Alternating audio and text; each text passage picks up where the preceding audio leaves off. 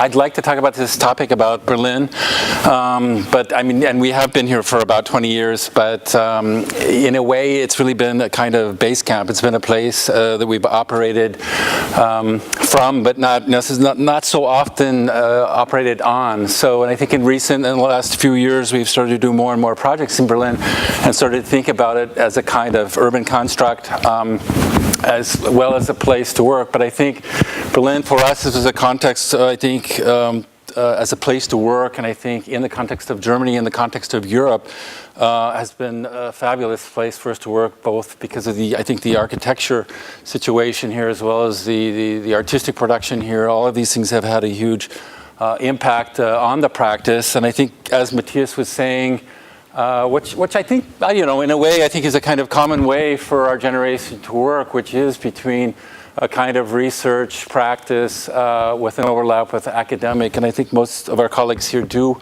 in some capacity, work this way. So I think this idea of an overlap between an idea of experimental working is an important one, and how that impacts the practice as well as our academic teaching, so that these things do overlap and have a strong bearing on each other. So in terms of organizing the lecture, I think the first half I would like to talk about some of the stuff that I showed to Christoph, their group, earlier in the year.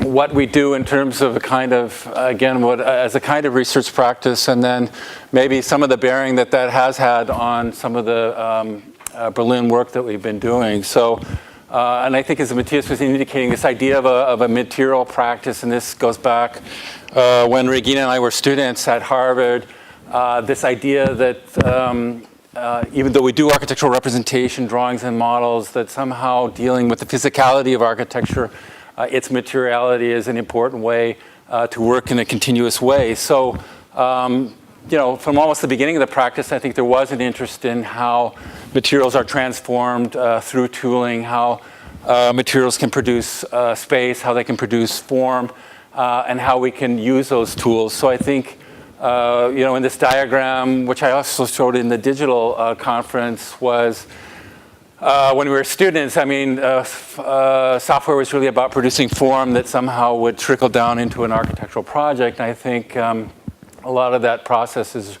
reversed, where there's looking at materials, looking at tools that through those processes then produce form. So these diagrams indicate this kind of search for different tools, different materials, and how they could inform, if not completely predict, an architectural outcome. As I was saying a little bit earlier, I think there is this idea of collecting competencies, different kinds of expertise through Germany, through Europe, that have, that are material specific in terms of how we use them. So it speaks for technology, for fabrication, for manufacturing, but also engineering. We work with a lot of, amazing engineers, and also in a kind of upfront process at the beginning of the process. So one of the things we did in a relatively informal way was, a few years ago, we spent a lot of teaching at the AA, began to look at the idea of an atlas of fabrication, in a sense where we could start to produce our own building systems. So we produced this book first. This is out a couple months ago. This idea of bricolage, I think, is an important one.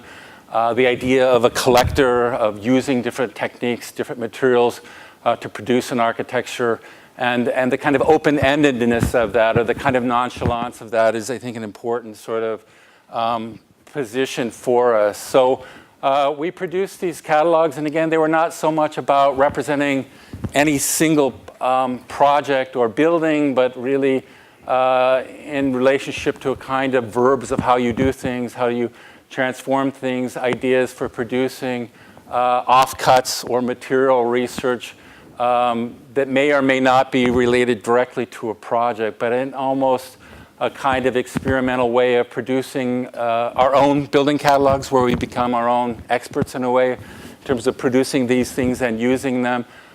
In this case, we displayed it at 32C in these vitrines from Konstantin Gritschik, almost like a kind of science exhibition of collecting these things. This was also a show at the AA, but began to produce these archives, which exist in our practice which we can, again, either activate or not activate, depending on the projects.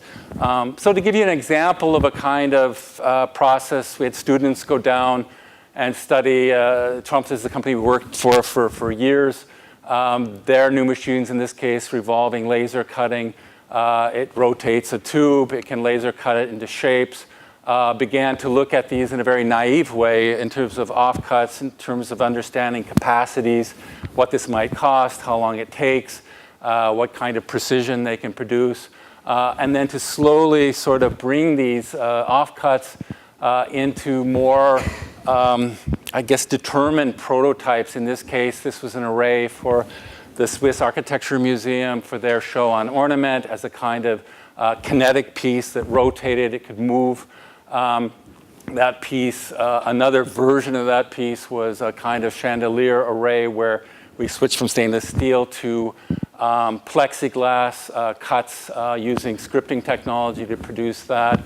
And then, so some of these things might lead to a project like this. This is a so-called Sweden facade project where the tubes are rotating. They have a kind of ornamental capacity. They have a functional performative capacity, as well as revealing the objects that could be sewn in the machines in this showroom in Sweden. So that's a kind of compressed example of a number of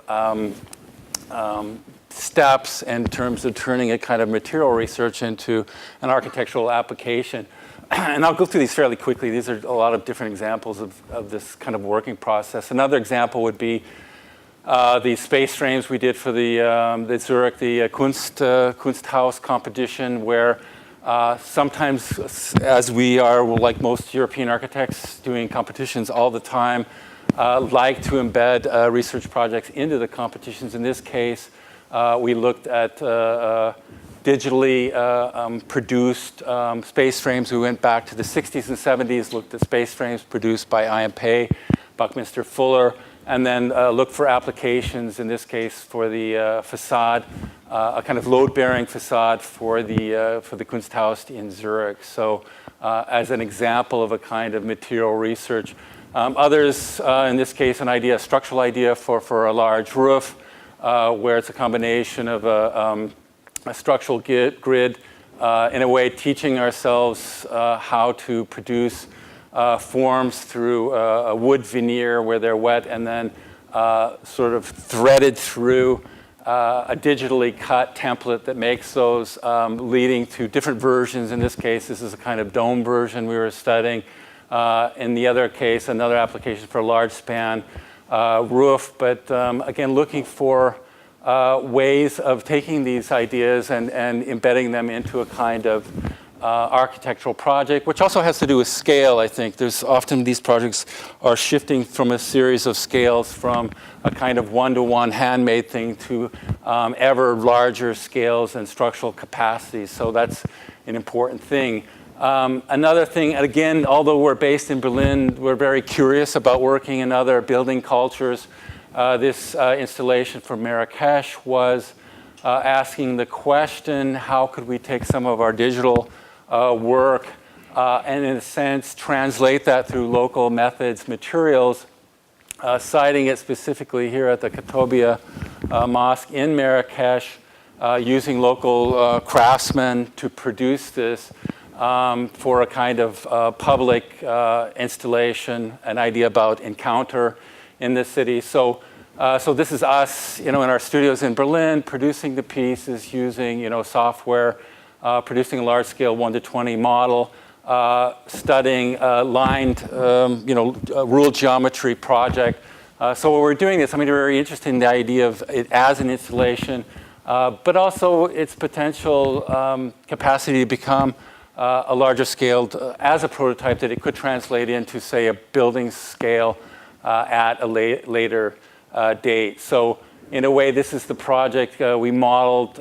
It's then scaled to the 5x5 meter grid of this adjacent ruin, which is next to the mosque, and then looked at different, in a way, artifacts, historical artifacts in Marrakesh. One idea was this idea of the weaving systems as a kind of construction that would be easy to make, lightweight, that we could construct in 2 weeks. So this is us putting this thing together in 2 weeks, using everything from donkey power to, the local guys, the craftsmen on site to produce the project. So in a sense, some of it's ad hoc in terms of solving structural problems for a temporary pavilion. The spacing obviously became, incrementally important, how long it would take to do this in 2 weeks. A very simple hand-peeled pine logs, putting it together. It's Mohammed who is running this crew who put the whole project together. But this was a really interesting question for us. How could you, again, take this kind of digitally conceived idea and what would happen to it as it's filtered through these kinds of local crafting? So in a way, the sort of imperfections and the idiosyncratic nature of how you built this thing became actually part of the, really became part of the beauty of the piece. So these kinds of interesting dilemmas become really important. How would we work in Marrakesh? How would we work in Korea, which you'll see in a minute? But the differences, despite this whole thing about globalization, are quite profound.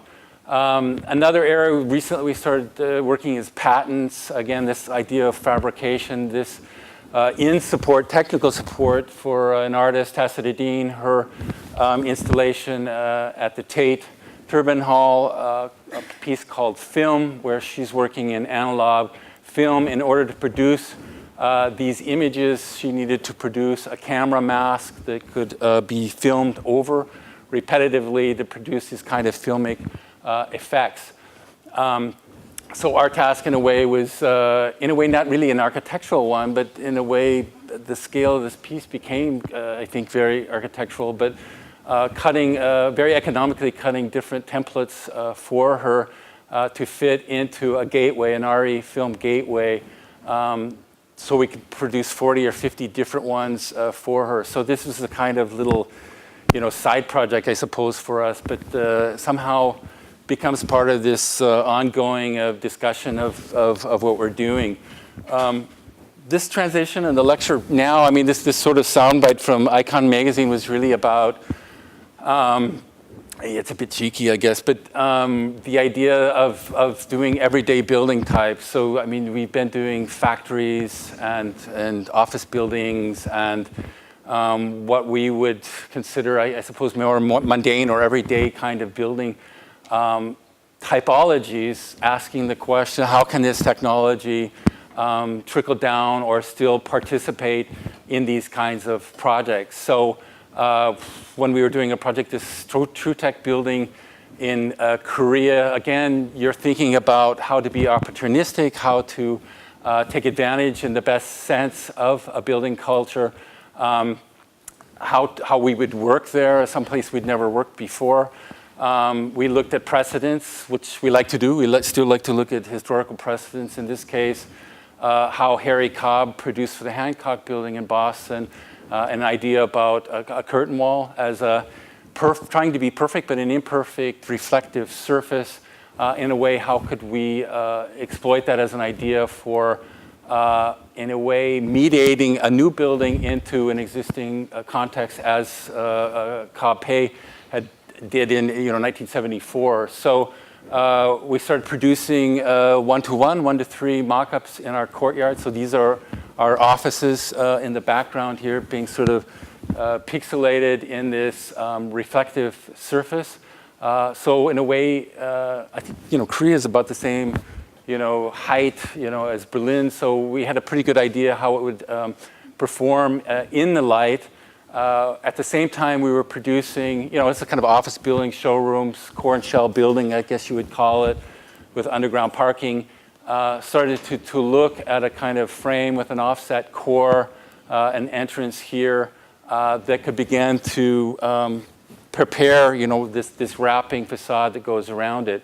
And this is, for me, what we meant, by a kind of a context that really was no context. This is this kind of new digital media city, so-called, being built literally from right to left into these new parcels here. So we wanted to produce a building that would react to almost any context that was produced around it. So these are these kind of, modernist buildings around it, surrounding the building, so that the facade would somehow act, I suppose, in a liminal way in terms of reacting to buildings around it, and as well as reacting to a fairly private interior, as well as the street. So it would react to weather, to traffic, to things moving. This is the building, again, kind of, placed in this very, random, razzle-tazzle kind of master plan. So we had very little idea of actually what would be around it. As we started to develop it here in Berlin, we looked at different patterns for facade making, trying to understand limits of glass sizes. The frames were cut in Korea. The glass came from Minnesota. And then looking for systems where we could take two types, a two-dimensional type and a three-dimensional type, and then how much complexity you could produce in these systems in terms of taking one type, rotating it on its head, combining it with more economical two-dimensional patterns to produce, for us, a new idea for a kind of curtain wall facade. So in order to understand the geometry, we're going back and forth. So we would produce, for example, here in the shop, these wood frames, and then understanding the wood frames within a very flat sort of depth that you would get that sort of activity, and then, how we would produce this. So, we were looking at off-the-shelf aluminum extrusions that we could cut with, German CNC technology to produce the geometry, and then how we could lock them together. So, and how you could pull this off here for a facade that this company had no experience. So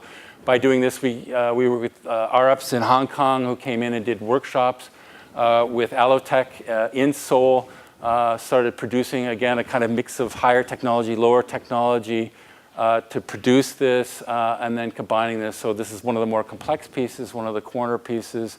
And then in order to figure out how this might work, looking at one-to-one mock-ups that we could, rain and weather test to see how they would perform. Got approval for that, and then could go into producing the systems by producing these off-site, bringing them on-site, and then putting them in place, very quickly. So, the building was on time, it was on budget, and some of these pieces were quite complex and quite large, but could drop them into place in this kind of, very quick sort of processing of the system. So again, I think the interest in the project was really, again, more in terms of the kind of facade, the phenomenal effect of it, more than any one given detail, but how the facade could change in different conditions of light, from highly reflective to highly transparent. It could even be affected almost in a kind of Miesian Friedrichstrasse way from reflective light, traffic, the LED advertising, the cars driving by, even the insane window washer guys they're working on this thing. So there was this whole kind of multiple layers of things happening that could animate in a way or activate this facade. Including, certain work areas in the interior, the stair, engineered from Schleich, suspended stair here, the lobby. So there was a series of sort of targeted, sites within the larger site of the project where we could work, but we can include that. Another project that we've been working on for the last 12 years, Matthias mentioned also, is this site for Trumpf there.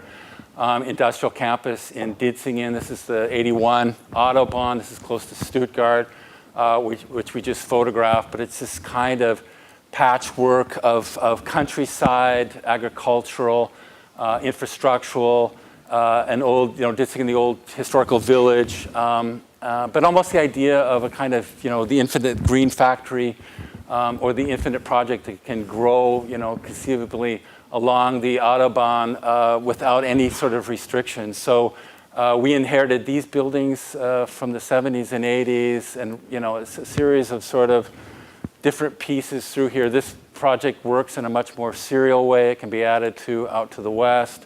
This is a new talus, so it's a kind of typical, periphery situation that we worked in.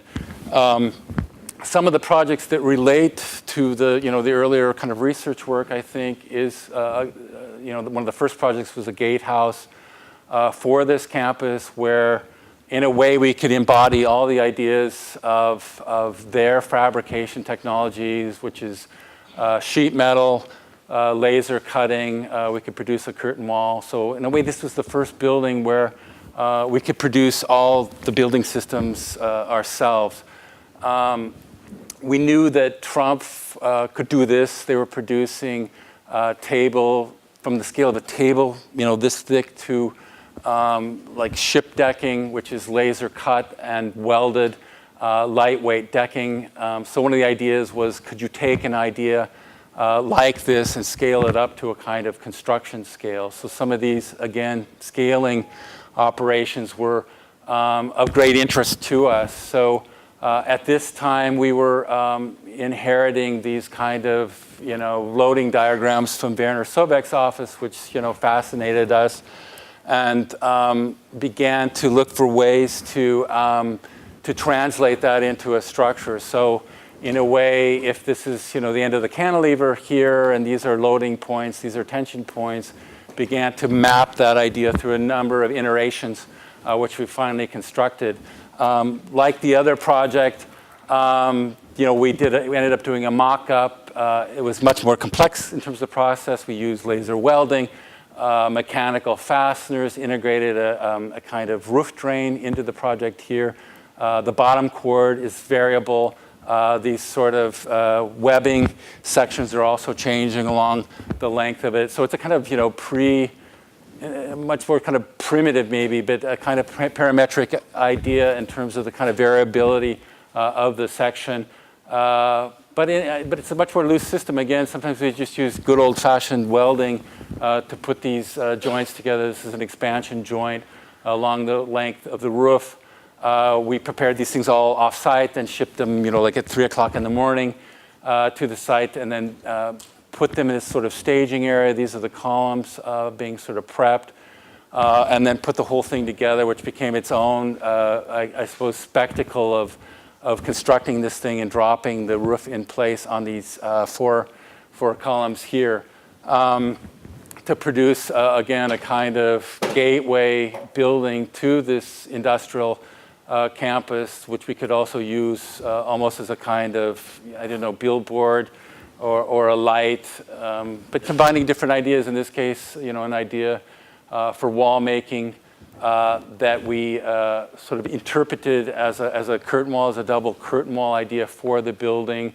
Again, this idea of another level of craftsmanship where we drew this variable section digitally, but then in the end it was, handmade and kind of glued together. And then these panels were dropped in place in the section of the space. So, and it's a completely glass facade. I mean, this is glass, this is acrylic laminated, the posts for the facade, so we could create this whole facade for this particular building as a kind of one-off. So, I mean, this was quite exciting for us to be able to start to do these kinds of facades, and then, the structural, the kind of technical stuff where we devised a gasket joint to allow this dynamic roof from preventing it from crushing the very, this fragile curtain wall. So there's a number of inventions that we needed to come up with to make the project work, which again acts as a kind of gatehouse or as a lantern at night as a signal for marking the entrance to this campus. At the same time, we did this project, this cantina project, which we'll be going down to on Friday for our Christmas party. So, which was a completely different type for the company. It's a pavilion type. It will not be added to. It's not a serial construction. We were interested in a wide-span roof structure for this. We looked at precedents from nature which I suppose may be a thread in some of the other projects also, hierarchical systems for a structure, and went through a number of iterations for this, settling on a kind of combination of steel construction with glue laminated wood infill. So, and this little soundbite on the top was, again, about trying to front end the fabrication process to the beginning so that we could find companies that could accomplish the structure early on.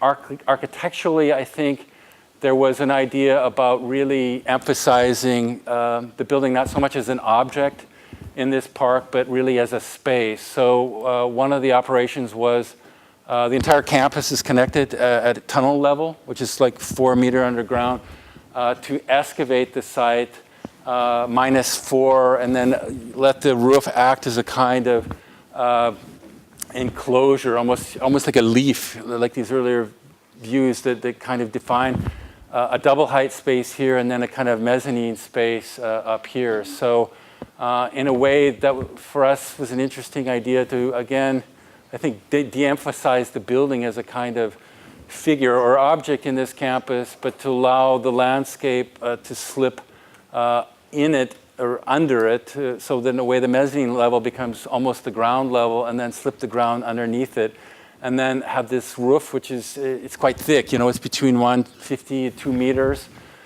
and then begin to figure out how to build it. So this is Holzbau Amann, our wood fabricator in the Schwarzwald, who's redrawing the whole project, but also making it buildable, simplifying joints, sort of building a kind of, optimization, economics into the piece. Again, we built a kind of one-to-one mock-up that ultimately was folded into the actual construction, did these kind of just-in-time production runs in Schwarzwald for the project. And then, working very closely with these guys, we're taking our drawings and then redrawing the project to make it a kind of construction project. So these are the pieces coming in, being held up by these kinds of, Hilfsstützen to produce the piece, which then, gets pulled together when the top decking goes on. So, but it was also about speed, about speeding up the construction process. So all this stuff could come in as fabricated elements that allowed this thing to go relatively quick on the site after the kind of site work was done. So that in a way the plan is this polygon shape. These are these kind of column groups here, a mezzanine here, in a way setting up the roof. So in a way the floor is, the ground is fairly flexible. It's fairly neutral. It can be changed. It's a cantina, but it's also used for lectures, for music, for parties. And in a way, the ceiling becomes really the defined surface, both as a kind of fifth facade, but also as a surface that defines the space, which can be coded either as skylights, as artificial lights, as acoustical surface. So there was a kind of logic of coding each one of those cells in a performative way while contributing to the overall formal reading of that, defining this space. So here you see the space is double height up here. When we sank the building, we gained this mezzanine here, but we did the precast concrete, these tile systems, worked out a furniture deal with Vitra to produce this kind of space. So again, in a way, it's experimental construction to a certain degree. Did this also with Sobek, but this idea of mass customization means that, we could have built a building like this, 10, 15 years ago, but it would have been so complex and so expensive that it would have been really almost impossible to do. So I think those kinds of strategies, in a way, have enabled these kinds of projects to happen really fairly recently, within the last five or 6 years for this. But also, I think, again, different kinds of craft cycles. In this case, this is how we produced, again, a custom tile for the project, and as well as, and how that could work as a kind of exterior surface, how it could work as an interior surface, but also as a kind of social center for the project. So it produces the interior spaces. This is a kind of back porch that we photographed this a couple of weeks ago with Ivan Ban, which he shows, I mean, quite beautifully how this thing is actually used and how it's occupied as again as a kind of social center, as a social point for this entire campus of 4,000 people. Skipping to another project, smart materials, which is something we're starting to think about here in Berlin. This is a project we did for Hamburg as part of the IBA, the International Bauausstellung, a couple of years ago. And this is probably maybe the purest example of starting with a kind of shopping list of materials. In this case, we started with a self-insulated infralight concrete, and then with the idea of combining that with glue laminated timber for floors. So, I mean, we liked very much this idea of a self-insulated concrete. We liked very much the idea of a tradition in places like Eastern Europe, Berlin, of the Plattenbau systems as a kind of utopian idea for prefabrication on this kind of Schiene, and how we could, in a way, revisit that project. So there was an idea of repetition, but also an idea of differentiation in a project like this, where art systems, Kunst am Bau, can also be combined with it. And how, again, it could have a kind of spatial formal idea, but at the same time, different performative ideas in terms of insulation, heating and cooling. The piece is also self-supporting. It's stable because of its shape, so you don't need a lot of additional scaffolding. So this idea of a kind of multitasking building block, because it's self-insulated.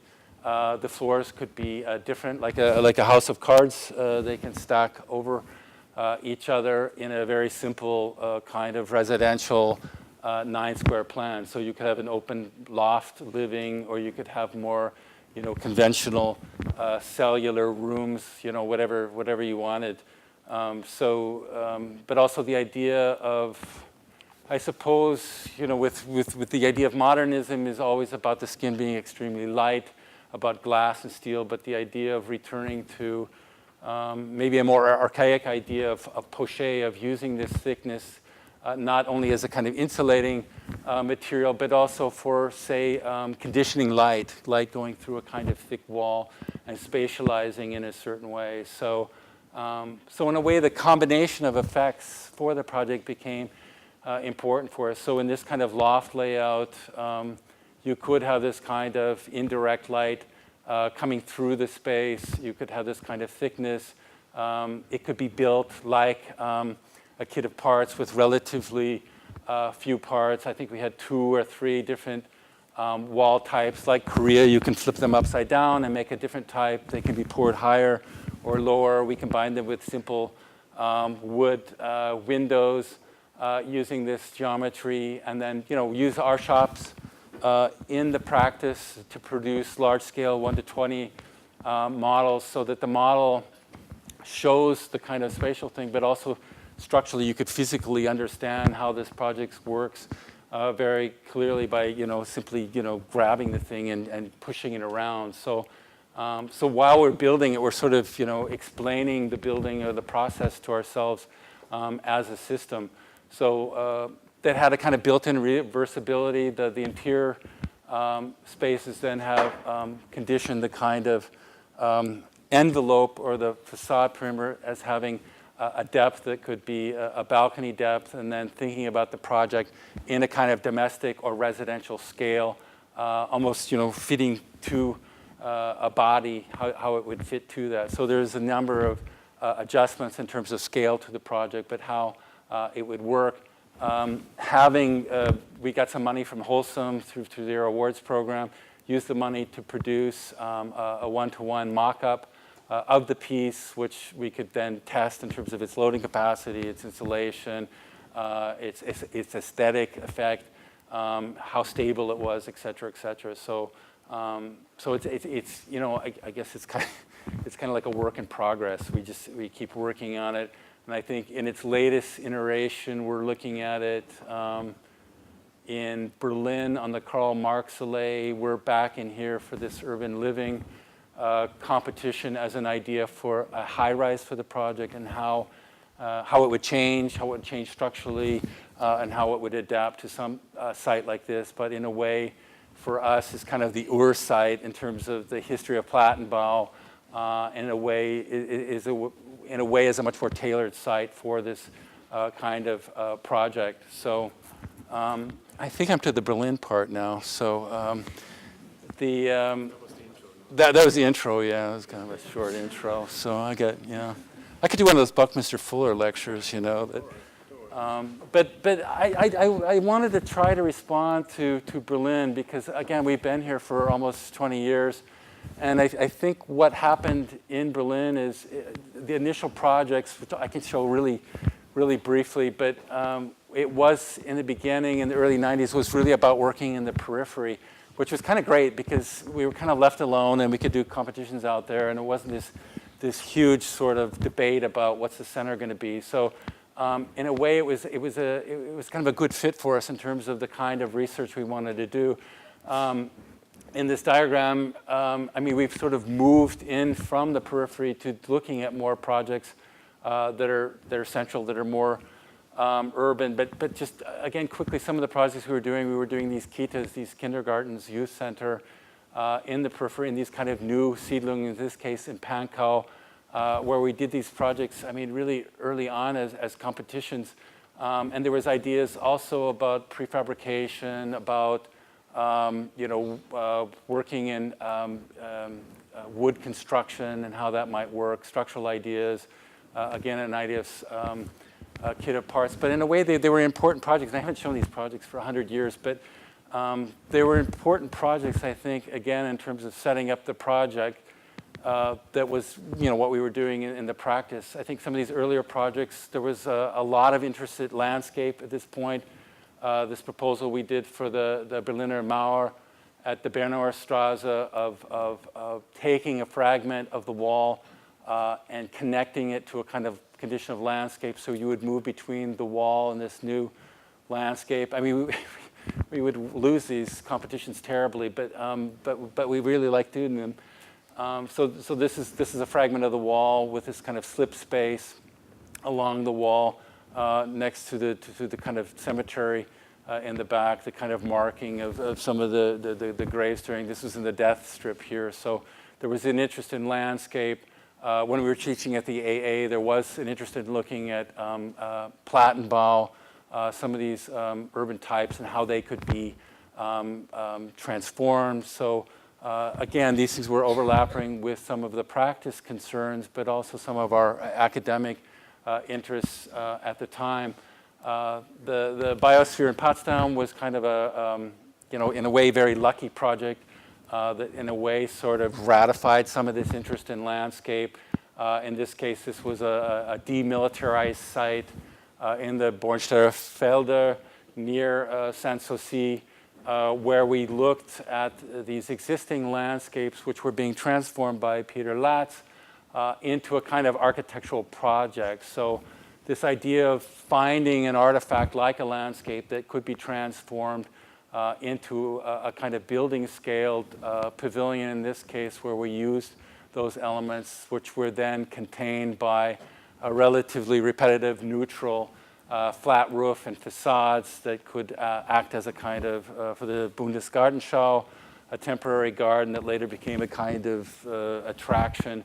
But the idea of using landscape as a kind of construction material for producing these things. So again, these would be examples of these kinds of projects we were doing in the 90s in the periphery of Berlin that was working with, I think, a set of interests. I think in the meantime, we find ourselves in Berlin doing things like master planning, in this case for Bayer Sharing, which was a campus that was done in the 60s and 70s that focused to the west Our sort of interest was reorienting this master plan, this campus to the west, to the water side here, with a number of different scaled buildings within the master plan, but kind of new territory for us in a way in terms of working at the scale of master planning. Another example for Berlin would be Gropiusstadt, which we were working on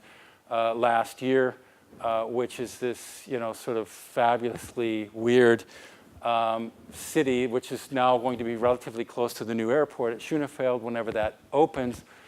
But a question of housing now is becoming a kind of imperative, a question of density and how you would do it. So some of these were about repair, about edge. Other ideas about density were sort of populating this main access through the site with point towers, high rises. You have existing from 30 to 1-story buildings here, but how could density work in this city, and how could they inform new ideas about master planning in places like Gropiusstadt or buyer sharing. Another thing, and again, I think this has to do with this sort of second cycle of Berlin, after the reconstruction of Friedrichstraße and Potsdamer Platz, the idea of Umbau, of reconstruction, what that might be. In this case, competition last year for Charité, where you were looking for new ideas for facade making, which sometimes is the site for architecture on some of these kinds of projects. A facade that could be built for 850 euros a square meter, with a very simple kind of operation, a kind of Prallscheibe or acoustical panel in the front that could simply move back and forth, that could transform this extremely heavy building into something quite ephemeral that could react into the light. So that the facade as a skin now is both transparent as well as opaque, but that could transform just the pure bulk of a building volume like this in Berlin. So as well as continually think about experimental projects which in a sense are unsponsored. For example, infill projects in building in these kind of Bauluken situations. In this case, this was an idea for a work-live building in a catenary way. So the offset has a structural logic as a catenary. It also meant that we could have a column-free space that could be a workspace combined with a living space as a series of structural tubes in steel and wood going through. So these are these kind of, again, a kind of prototypical scale without any particular site within this city, but ideas for us is somehow specific to beginning to work in Berlin. I think with some of these projects, and I think leading into projects like Total, there was, I think an increasingly strong interest in facade making, again, as a particular site in architecture that one can operate with a certain amount of freedom. So I think there was an interest in historical examples such as the Chile House in Hamburg, where a facade through its geometry can change. It can change visually in terms of that texture. So that earlier projects, I think it's 2004, repair projects. I think this is off the Friedrichstraße. I think this is where we're working, but this kind of repair project to the block off Friedrichstraße. We were interested in pieces that could sort of sectionally infill and fit into the existing fabric of the block, and began to think about the facade not at the time this kind of debate about stone or low facade or whatever, but you could use those kind of materials but in a different way, so that the facade, like the Chile House, could have this kind of regiment of a vertical surface, but at the same time, through its differentiation, could produce an effect that could be more, say, phenomenal in the system. So in a way, These are kind of early Berlin projects that were important to us in terms of starting to think about section. Again, this idea of a kind of Anpassung, or a kind of fit to existing fabric, at the same time having a different idea about its face or its facade to the city, a different idea of, say, using similar materials to the historical context, but using them again in a different way, which again I think was a kind of ambition, one of the ambitions for the Total project, which was, in this Astock master plan. We knew it would be the first Baustein within this whole thing, so it got a certain amount of attention. We needed to give it a certain effort in terms of the kind of construction ideas for the project. The facade, it's a developer project for Total, the French energy company, and how that would kind of fit. It was also a way of testing the master plan. How far could we push it? How far could we break some of the rules of the master plan, which is kind of, a bunch of towers set to the kind of typical, Berlin 22-meter height base buildings, and how that contribute to it. So, so we like reading the build and getting pictures, and how this building began to be perceived in this site. So this is the final building, which at the status right now is a solitaire, which will change quite rapidly as it becomes built in and around the building. So I think it will be changed. But one of the things, because it was one tenant was breaking the building away from the base, which will produce this kind of passage space here. The sort of folding or inflection of the building reacts both to the grid of Heidestraße and the more radial Europlatz geometry here. So it was meant to respond to those two different approaches from the north or from the south to the site. Ultimately, we're working on this project right now next door to it, but that will define this pedestrian passage between the two buildings. This is a kind of raster facade, load-bearing facade here. This will be a curtain wall building next to it, but how those two pieces as a kind of small ensemble will relate to each other. So I think there was, an ambition of looking at that, the raster facade as a kind of, for us, is a kind of Berlin typology. In a way, how could we riff on that idea a little bit in terms of transforming it? So it's essentially a column-free plan with the core offset here, lobby on the west facade, flexible office space, fairly generic, with the idea of taking that, again, for us, a kind of maybe even recent typology, and how that could be transformed somewhat visually through this idea of a facade with a relative depth that we could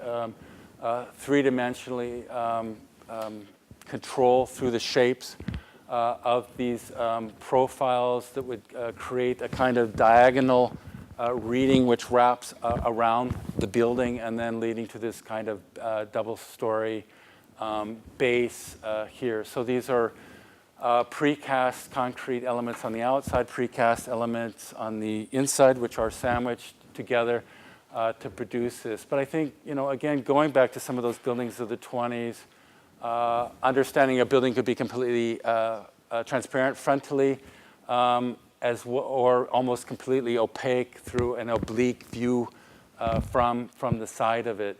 So these, are just different examples of the facade with the sun protection, the mechanical spaces, and then again, like some of these earlier projects, looking at ways for constructing this at Dressler and Stockstadt, digitally cutting formwork to produce a kind of base type here, which is 2 stories tall, and then being able to produce, in the end, almost 160, 170 different types of pieces. So this was interesting to us too. Also with concrete, usually you want to make the same thing over and over and over and over again, but discovered again through some of the fabrication research that we could produce steel fairly economically, a whole array of different components which could combine in this kind of precast facade with a kind of insulated glazed core at the center of it, this being the kind of vertical load, this being the part of the horizontal wind loads. So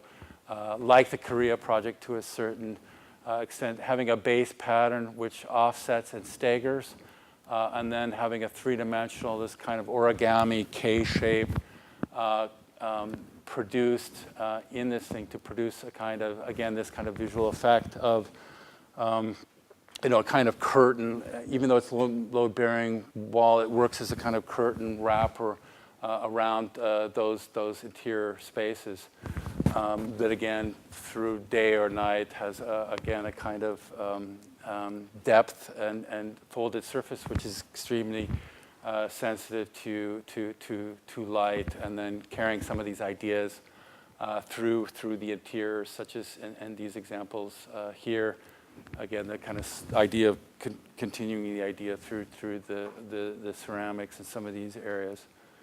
To speak about, I think there was a discussion about Berlin and what that future might be. I think as we working on future competitions now, ongoing or in the near future, on the question of high rises in Berlin, I think we went back to images like this, which for us were incredibly compelling. The images from Mies, how these worked in such a strong contrast to the historical city, and then thought about a recent history of high-rise building in Berlin, which particularly I think in the 90s, early 90s, at a lot of levels seemed like many missed opportunities. So I think one of the images we liked as a kind of final image, I think, for this talk was Isa Genski's show at the Museum of Modern Art, which is going on right now. This is a shot a couple of weeks ago of her new buildings for Berlin, which is a kind of critique about what a high-rise building could be in Berlin, going back to Mies, but also anticipating about what a high-rise building could be for Berlin. And I think, just to end on that, I think in a way this is sort of the big question for us right now is what that could be. So, and I'll finish with that.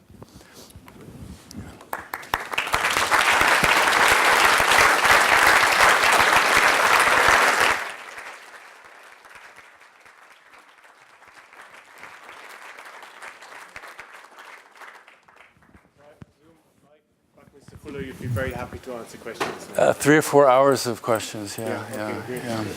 Are there any questions? Englisch oder auf Deutsch geht auch. Auf Deutsch geht auch, genau. Ja. Maybe I should kick off the conversation. I mean, you had at the beginning, you had a sort of diagram when you were talking about the fabrication part of your interest, showing the, in your view, traditional sequence of decision making where there's a form first, and then there's a material, and then there's a tool to treat the material to achieve the form. And you reverse that and you say we have a tool first, we have a material, and the form might be emerging out of the combination of the two. Yeah. I'm interested in the idea of, I mean, in the question what form actually means in that context. I mean, what is form for you? I mean, how does it affect your architecture? How does it affect the use of your buildings? What's its role in the city, and so on and so forth? I mean, how do you affect that? Well, again, if I went probably to a project like the Smart Materials project, I think, which again maybe is the pure sort of process of starting with material and looking at form was it's sort of the kind of basic question of what can concrete do that steel or say wood construction can't do, and one issue was its plasticity. So I think it was about exploiting that component in the material to its greatest potential in a way. So what I think that happens is it can spatialize architecture as a kind of interior, but I think it has a legibility also, which maybe is what you're talking about in terms of its urban component. That construction tectonic is visible, it's legible. It could have a kind of, particularly in a Berlin siting, would have a kind of historical component, historical reference to it. So I think, I mean, for us, I think it's quite interesting that you could get to a point like that. But I think, for me, you know, that if it does become this kind of nuts and bolts thing, working in the in a kind of Werkstatt situation, how ultimately it does become a kind of urban artifact, and how that process could be a legible one. In the way Plattenbau was also, I mean, it had this kind of utopian, unrelenting, sometimes completely awful, but you knew what the whole kind of political, cultural, technological content of that project was. So yeah, so I think that's quite fascinating in terms of going from technology to kind of urban. If you take the traditional Plattenbau, the kind of East German Plattenbau, you could assume, and I probably would have thesis, that there's first the idea of mass housing at a certain rate for a maximum amount of people. Then there's the, as you were suggesting, then there's the thought, how can we achieve that? And the idea is, the decision went for concrete because that was able to mass produce and so on. And then whatever factories were invented to create these, and then so on. Things, so yeah. But I mean, what I'm interested in is, I mean, obviously, the potential, as you were documenting very clearly, the potential of these tools and also some of the new materials is that you can really create new forms in the sense of sculpture. I mean, you can make new sculptures if you like. But I mean, do you think that it kind of extends into the realm of ideas? I mean, does you know, with the new form, a kind of new type of life emerge as well? I mean, a new type of city, or? I don't know. I mean, yeah, I'm not sure. I mean, that kind of incremental scaling up from a kind of part to a larger. Can you reverse the whole sequence? I mean, yeah. Yeah, because I think, I mean, it would. I mean, again, revisiting the project like the Plattenbau, there wouldn't be that kind of, you know, demonic, you know, repetition. I think it would. You could differentiate in a new way that would have an urban impact, I think. So it wouldn't be simply about redundancy and statistics and efficiencies, but I think in an example like that, I think you could reconstitute the city in a way. So I think there would be a trickling down and a kind of trickling up about what those capacities are. And I think, yes, you can make sculptural things, you can make shapes that before were very difficult to make. They're easier, but I think there's always been a kind of double edge to that, where you may be, I think there is from us an interest in the kind of aesthetics about it, but there's also been an interest in the kind of performative aspects, whether it's about technological performance, but what you're suggesting, I think, could be interesting, yeah, at a kind of urban performance also. And the easiest answer I could give you was differentiation, that there's a kind of, before, I think, because the breakdown of mass production isn't necessary, you don't have to do that anymore. So I think that would have an effect, but it would be very interesting to check that, to test that at an urban scale, even at a kind of master plan, much larger scale, what that would mean. I think it's a really interesting question. Any other questions?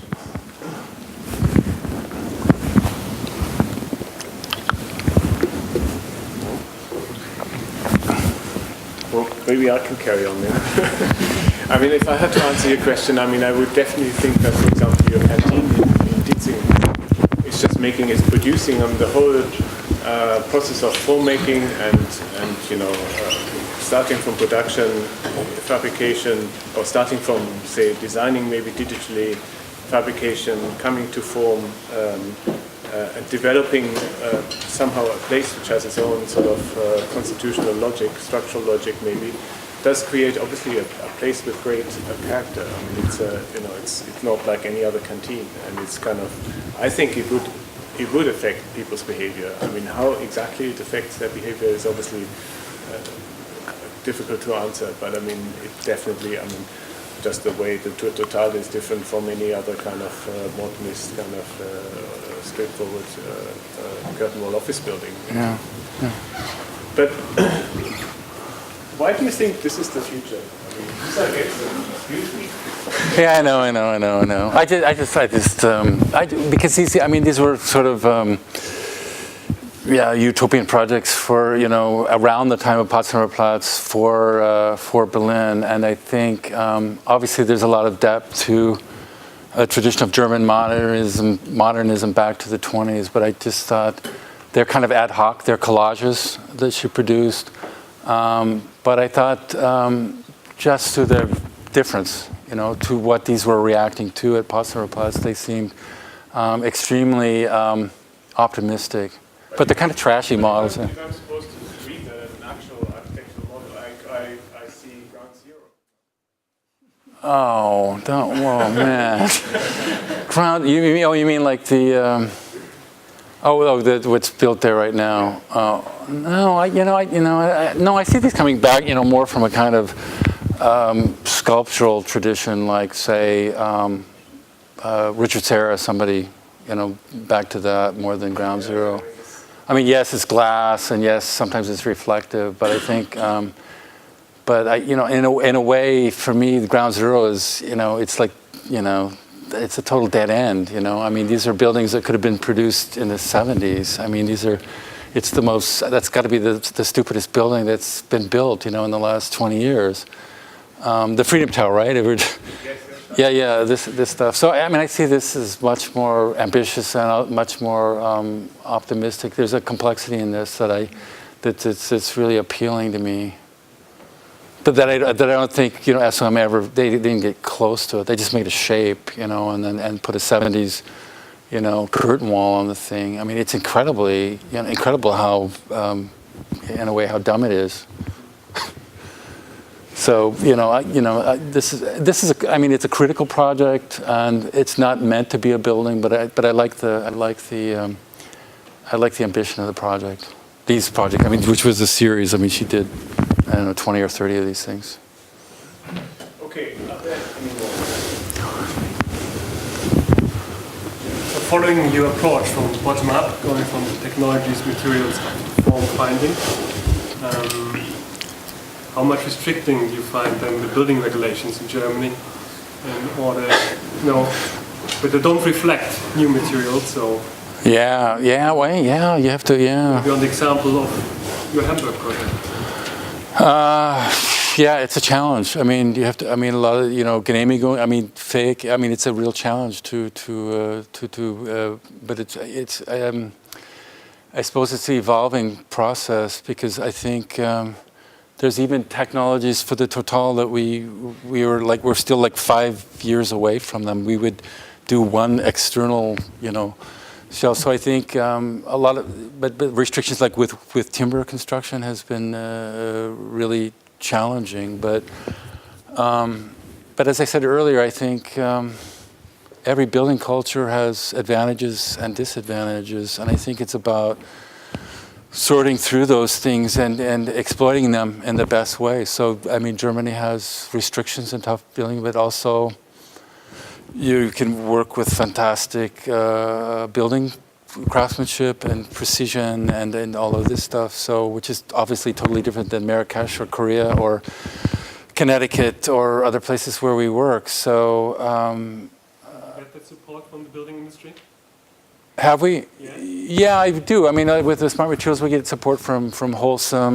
They will help advance this stuff, and what would usually be it's expensive, right, to do prototyping and testing. So we have gotten support from industry. It's in their industry, or a lot of support from the timber industry in Switzerland, Austria, and Germany. So obviously it's in their interest, in also along ideas for sustainability to promote these things. So, but I think it's a question of constantly pushing, probing, but it's an evolving process. So I don't go, oh, it's terrible, working in Berlin because of the building regulations.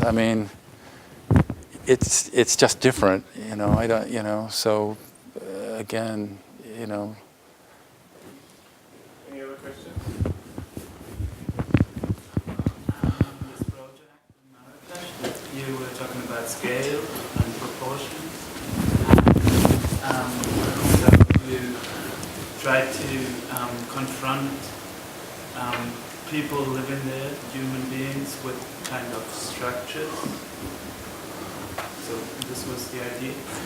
It was part of it, yeah. Part of the idea of the Biennale was to open up parts of the city, and part of that project is connected to underground cisternen that were closed. So in a way, it became a public space for Encounter. So as part of the idea of the Biennale, it opened that up. So I think that was important for the people who organized the Biennale, and it was also important for the city. So again, we were working with local craftsmen and shops there, but it also became, again, a kind of, I suppose, a social place for Encounter, which happened for us. But for us as a project, as a kind of prototype, we could also imagine it being realized quite differently. It could become industrial architecture at a different scale and different materials in, say, in the north, in Europe. So it had a kind of universality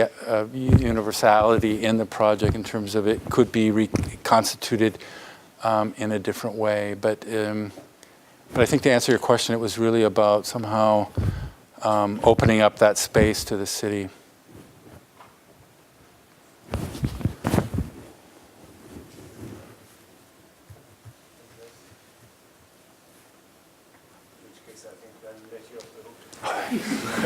Thank you very much. Thank you.